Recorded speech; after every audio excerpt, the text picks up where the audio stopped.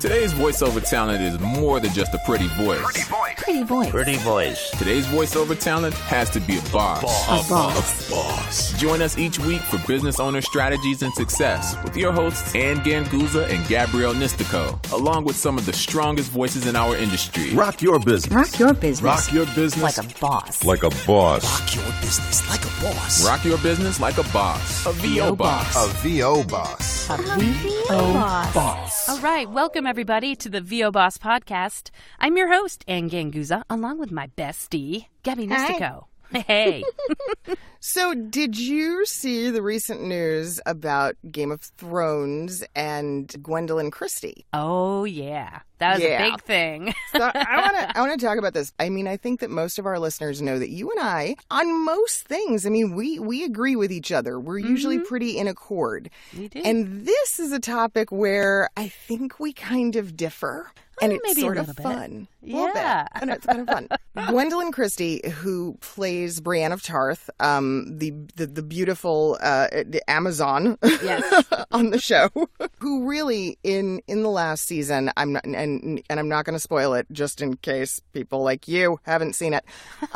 She steals the season in a lot of ways, and her character is just phenomenal throughout it. Well, HBO, for whatever reason, and the production team decided not to submit her for the Emmys. So she self-submitted and got the nomination. Yes, she did. It opens up a whole discussion, right, about industries, creative industries. Certainly voiceover is part of that. You know, where do we stand on the awards things? Oh, yeah. You want to kind of give me your 2 cents first? And, Well, or should I just come in and be the bad guy? You tell me.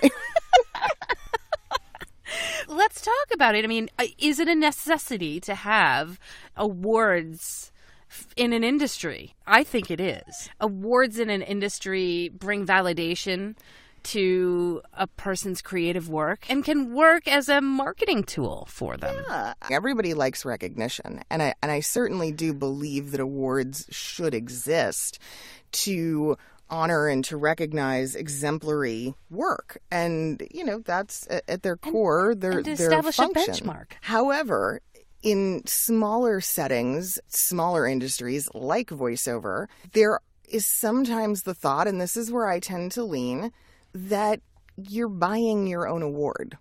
You are submitting, spending the money, paying the fees. Ultimately, you have to pay for the statue. Sometimes it can feel like he who has the biggest pocketbook wins. Well, I don't know why I gave him a purse, but that's okay. Very progressive of me, I guess. well, I think this is. I think it's complex, Gabby. I think it's a complex web. I think there's a couple of different factors here. One is the nomination factor. Mm-hmm. Is someone nominating you versus you submitting yourself? You know, that's the first point of, I don't know, discussion? It is. Okay.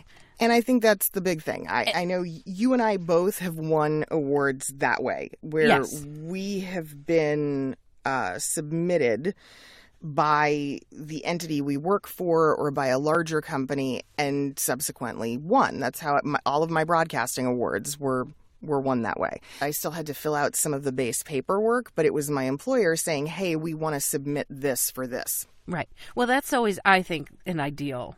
Right. I think that's always an ideal situation if you get nominated or if you get submitted by your employer or your boss or your coach. That's the first step of validation, right? Because a lot of this is in the sense of ego, right? In the sense of personal ego and craft.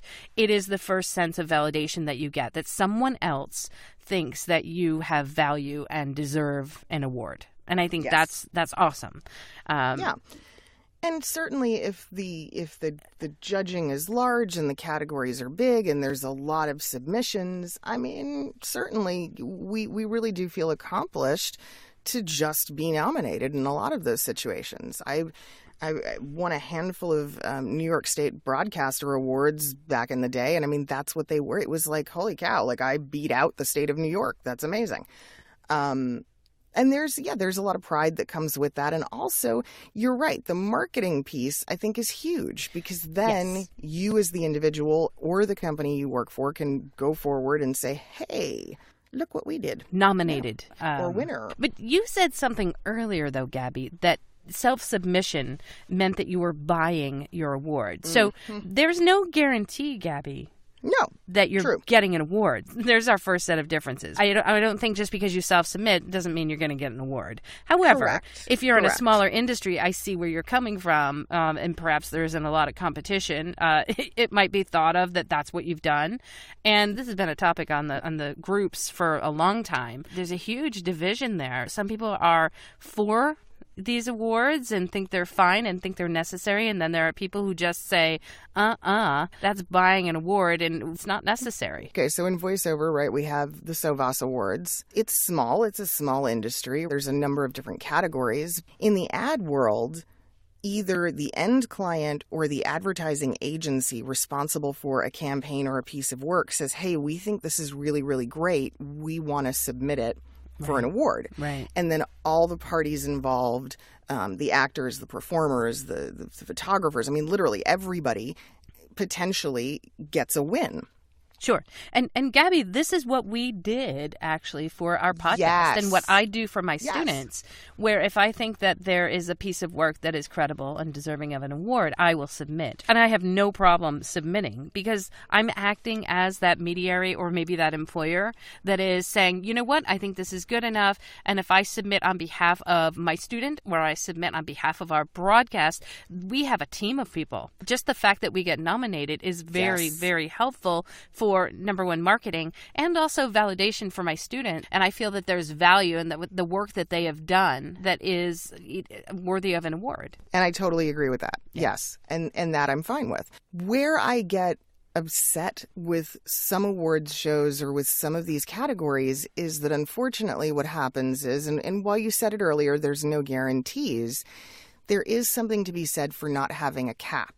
And there's something to be said for people who will submit and submit and submit and submit, whether it be to dominate a particular category or to dominate just the award in general. It's a numbers game at that point. You've almost guaranteed yourself a win because you've submitted so much and you've spent so much money. Right. And if you're thinking in terms of investing, right, really that's what it is. I see that on a grander scale, yes. If you're talking about domination of an awards, show or category or anything like that, then it does appear to look like you would be buying an award. But the opportunity exists for anybody. And so if not everybody's taking that opportunity to submit, then you're kind of left with people pointing the fingers and saying, well, you're dominating a category. Well, guess what? I mean, anybody can submit here. This is an open playing field, right? Sure. It's sort of like the lottery, right? You got to be in it to win it. Exactly. You can't, So I get that. But again, I think that in some cases, if an industry is small, there should be a cap. There should be a limit to the number of times any one individual, coach, category, whatever it is, can submit. See, like in the case here with what happened with Game of Thrones, and there's plenty of articles about this online right now, Game of Thrones is unique because it has almost 30 series regulars in the cast. Yes. Their cast is flippin' huge. It makes sense, right? You have a highly anticipated show. You have huge watch numbers. Sure. You have massive media appeal. So it makes sense that you're going to submit. If you have 30 regulars, you might be submitting 10 or 15 people for Best Supporting Actor. Yeah. Totally get that. And that totally makes sense. Yep. So are you in agreement with self-submission for that award? I'm really not. I'm not a huge fan of it. I feel like, again, if there's a secondary component, like as a coach, if I'm nominating one of my students or if I'm nominating a piece of work that was collaborative, I think that's okay. As a voice actor, if one of my clients wants to nominate me or they want to submit the campaign, I think that's okay. I myself, just again, because of the size of our industry, I don't think I would self-submit. That's interesting. That's just me. Last year, I'm going to say I self-submitted, but like you say, it was a very special circumstance.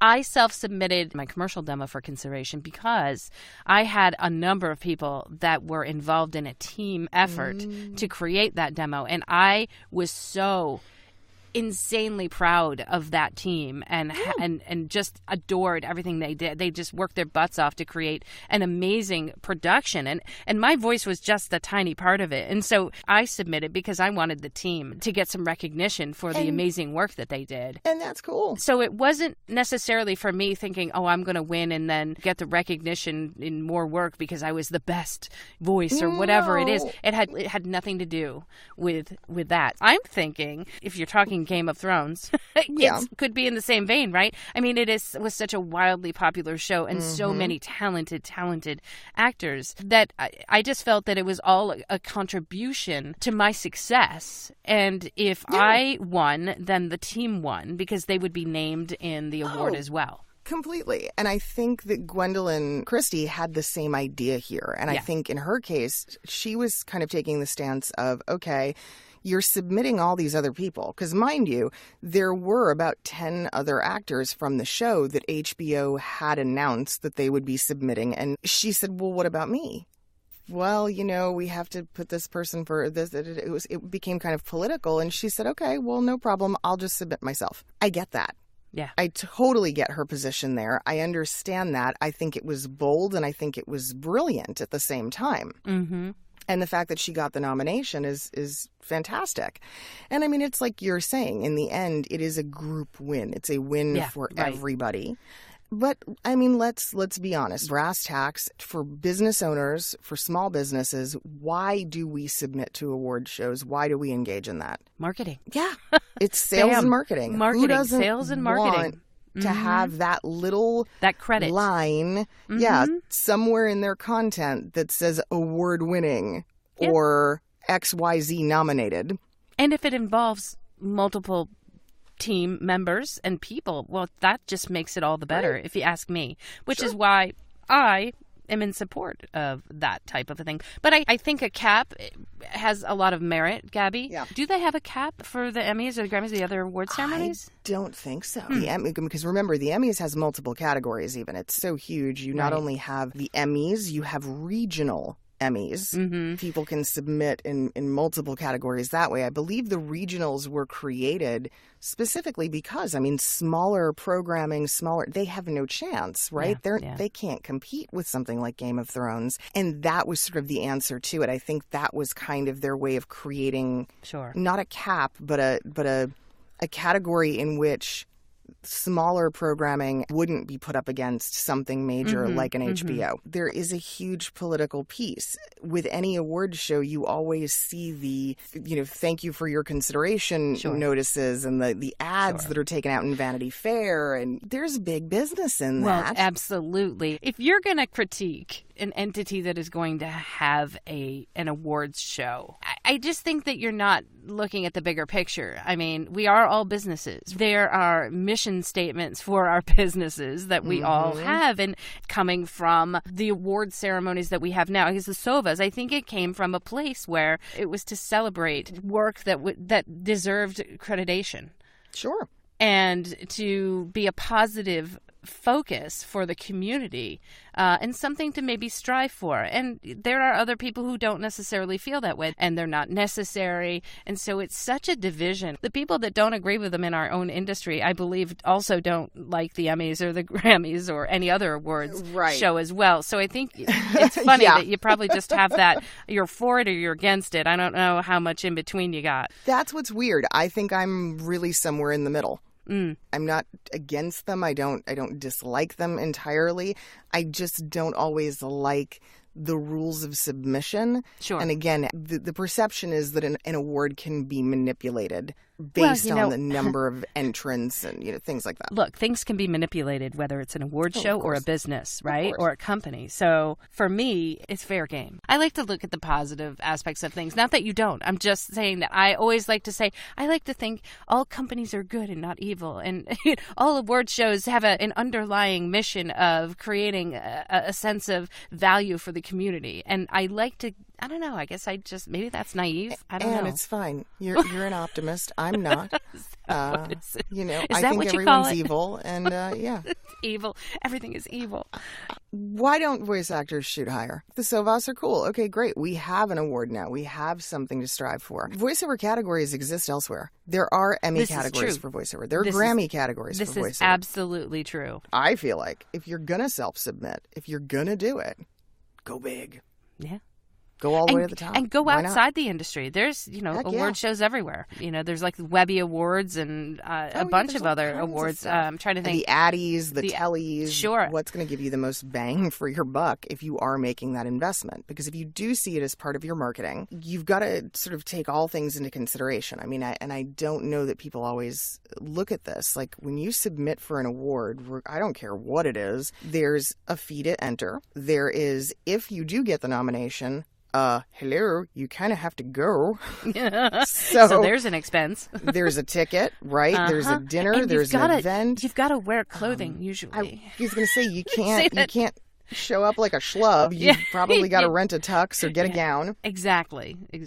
There's transportation, there's hotel, there's all sorts of expenses involved. There really are. And so you have to sort of work that into the total budget. You have to think about all of those components. Not that it's a guarantee that you're going to spend it, but it's a possibility for sure. Let me just step back because I know that there are people out there that will say it's just about the money, right? It's all about the money that these award ceremonies are making. And let's just step back for a moment and think about the cost of a venue. People don't necessarily think of everything involved in putting on an event like that. And one of the reasons I really do is because my husband has been doing events for 30 years. Yeah. And so I understand the costs involved in hosting an event, doing something as broad and extensive as an award ceremony. Even if you think it's small, it's not. And so there is an incredible cost to having that event. So the cost that you're paying to submit, part of that is going for the cost of the award show and the work that it takes leading up to a huge event like that. And anybody that has done a big event like that knows it can take a full year of someone's time or multiple people's time to actually create something that's successful. It is a ton of work. It is a ton of money. It is one of the reasons why many award shows are a one and done. Yeah. Mm-hmm. They don't exist for year 2 or 3 because they pretty much bankrupted themselves on the first one. Yeah. Very expensive thing to do. I'm going to just give the Sovas, Rudy and Joan, credit because they are now, their 5th year? I believe so, yeah. Trying to say that it takes a lot to put an event on like that for 5 years in a row. And they switch locations. And they bring in a celebrity presence. Oh, they do. And Absolutely. They always have a beautiful venue. Mm-hmm. And if they're making a star-studded event for our industry, there's no doubt about that. And I think all of that is fantastic. For the extroverts in our world, yippee. Yeah, right? I would rather watch it on television, personally, than be there live. But I want to buy a gown. No. Yeah, no. See, I'm good. I'm like, I'll help you buy your gown. I'll go gown shopping with you. It's an event. It becomes a social event as well. It really does. If you're going to submit to things, why, where, bang for buck. And another big part of it is the notoriety piece. An Emmy is an Emmy is an Emmy, whether it's regional or national or whatever it is. Boy, does that name hold some weight. Yeah. So if you have participated in something, at least approach the other parties involved the way Gwendolyn Christie did. Mm-hmm. And try to get them to pay for some of it. Try to get them to participate, because why wouldn't support? They want you to? want the support. Yeah. But you wouldn't want it to defeat the purpose of your marketing. Right. Let me ask you a question. Do you think she did it for marketing purposes? I honestly believe, knowing a little bit about her career, knowing a bit about her as an actress and a model and sort of a spokesperson, she's very female positive. Yes. She had a very tough role with this character. She sure did. There's so many things, I think, that are politically wrapped up in this. And I think for her, it really was this sort of... It was a statement. It was. If you've not seen this woman out of makeup, out of Game of Thrones character, oh dear God, she's like 6'3". Mm-hmm. She is statuesque. She's gorgeous. Here she is going, I played this character with this very androgynous, with all of these complex emotions and plot lines. And she worked her ass off to do this for the last 8 years. You just echoed the sentiment of what I believe anybody that submits in our industry for their award, right? They work their chutzpahs off, right? And so they're making a stand. I dig that. No, that I'm all about. You know me. Fight the man. Yes. Yep. Hey, I would love to hear what our listeners think. Yeah, I would too. You guys should join the conversation. Yeah, send us some feedback. You can do that on our website. We are so available, and the bosses at voboss.com. Really. Yeah, we're so available for you. But we'd love to hear your thoughts on this. Guys, huge shout out to our sponsors, voiceovers.com. It's starting. Yeah. It's brewing. Yeah, Things are happening. It's very exciting. Getting stuff in my inbox now, which is pretty cool. Starting to get the audition notices. Check them out if you haven't already, guys. Efficient, fair, transparent, voiceovers.com. And a big shout out to our sponsor that allows us to connect together every single week, IPDTL. You can find out more and connect like a boss at IPDTL.com. I would give IPDTL an award if I could. Yes, they deserve an award. Yeah, they really do. All right, guys, have a great week, and we'll see you next week. Bye. Bye. Join us next week for another edition of VO Boss with your hosts, Ann Ganguzza and Gabby Nistico. All rights reserved. Ann Ganguzza voice talent in association with 3 Moon Media. Redistribution with permission. Coast-to-coast connectivity via IPDTL.